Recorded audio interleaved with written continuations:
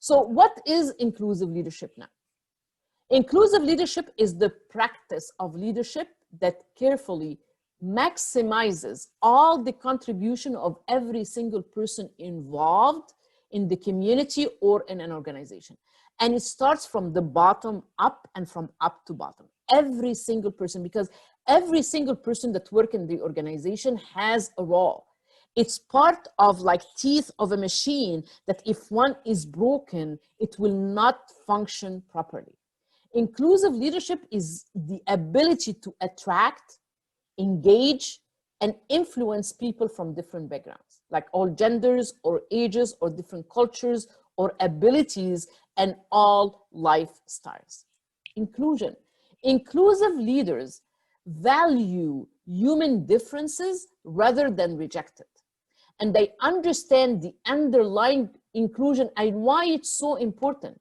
And they also understand exclusion and how it feels, you know, for the human differences. And they play a key role in having diverse teams that work like one unit, because they, through their inclusive behaviors, they actually create an inclusive culture.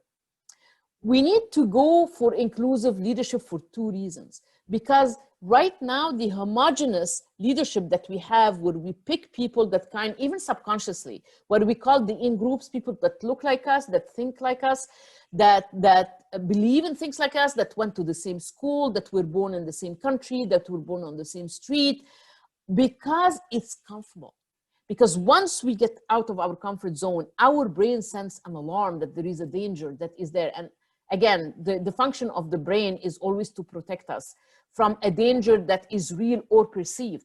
So when it sees someone that is different than we are, all of a sudden we are thrown out of our comfort zone, and friction starts and unconscious bias starts in. And when I hear people that say, I want to hire someone in this position, but I want to make sure that they fit culturally or they're culturally fit, what I hear is same old, same old. I basically want someone that will assimilate and not necessarily integrate, versus getting someone that has the knowledge, that has the innovation, that have the problem-solving skills, that have the education to actually make us grow, instead of being kept in that tunnel and have tunnel vision. Increasingly robust and business cases of diversity and inclusion is where innovation and productivity are actually flourishing. Why it doesn't happen naturally, that we actually have to do it consciously? Because there is, like I said, affinity bias, where we are attracted to our in-groups, and also where we have, unfortunately, a lot of leaders that lack emotional intelligence, that lack self-awareness, that lack empathy. And empathy means that you put yourself in other people's shoes without trying to fix them, without trying to feel sorry for them. And that's what empathy means. And a lot of leaders, unfortunately, at this point, lack that empathy. Inclusive leaders are, like I said, emotionally and culturally intelligent. That's why it's very important now than ever before. Because as inclusive leaders, our resilience, but also our adaptability and flexibility will help us manage the changes that we're going through.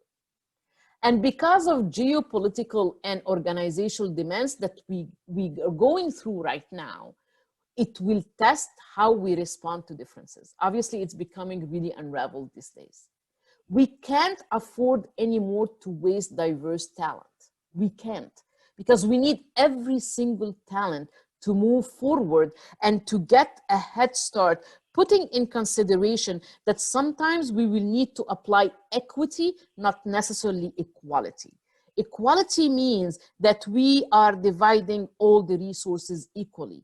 Equity means that we might need to divide uneven resources to people, specifically the people that have been kept behind, specifically looking at people where they are and where they want to be, so all the employees can start from as the same start point. But it will not happen till we apply equity, so we are able to apply equality.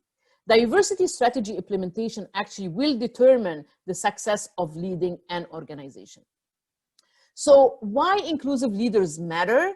Because they want to see it reflected in their teams. And this team member will feel inside out, in their heart, in their brain, you know, in their thoughts, that they are treated fairly, that their uniqueness is appreciated, is not looked upon or frowned upon. They have a sense of belonging, and they have a voice in decision making, and they are again valued for who they are and not who we want them to be. Only then, when they feel appreciated, they have a voice, and they feel included and treated fairly, they can feel included in the workplace. So why or how inclusive leadership is different? It's a leadership of difference, because our brain instinctively works against diversity. It's our unconscious bias again. So we need actually an effort to overcome that as leaders. So diversity for leaders is a challenge. Handling differences is one of the greatest talents of an inclusive leader, because they are curious about differences rather than rejecting them. So our team members we include them from different backgrounds, not despite of their differences, but because of them. Inclusive leader, or different leaders as we call them today, they have a high emotional intelligence quotient, because everything starts with our self-awareness. And we start reflecting on who we are, what is our culture, what are our norms, what are our bias, what are our prejudice, and we start dealing with them.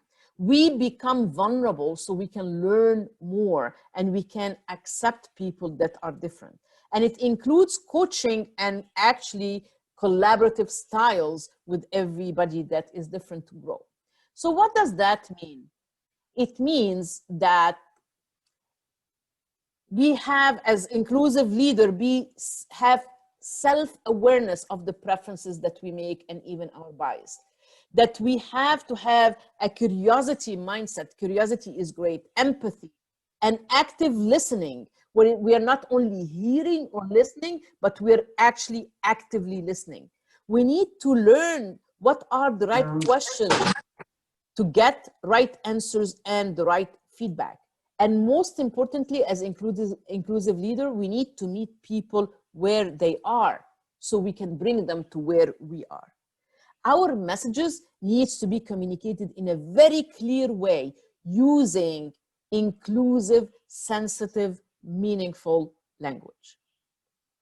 So it actually, inclusive excellence, it's what moves an organization from just valuing diversity as a primary goal, but to ensure that that diversity and cultural competence is inside the structural interventions that all groups are achieving, so they can achieve their desired goal and outcomes at equitable